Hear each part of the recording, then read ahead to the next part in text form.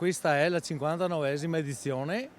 Ecco, quest'anno con tanto entusiasmo e tanta euforia siamo riusciti a innalzare questa pira. Anche quest'anno la tradizione è stata rispettata. Gli alpini di Arcade hanno concluso i lavori per l'allestimento del falò del Panevin, pronto a illuminare la notte dell'Epifania.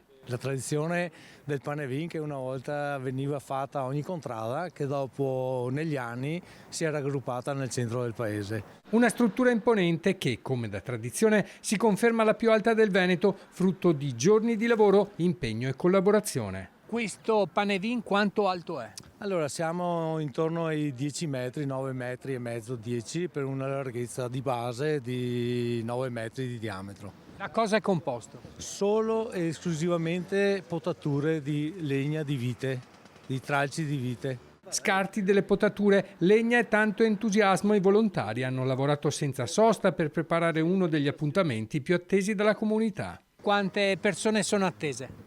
Adesso è difficile quantificare, però gli esperti dicono ogni anno dai 5.000, chi dice 10.000, 10.000 sono tantissimi, però i 4.000 persone sicuramente. Chiudiamo le strade, abbiamo i blocchi stradali in modo che la piazza sia in sicurezza. Ecco.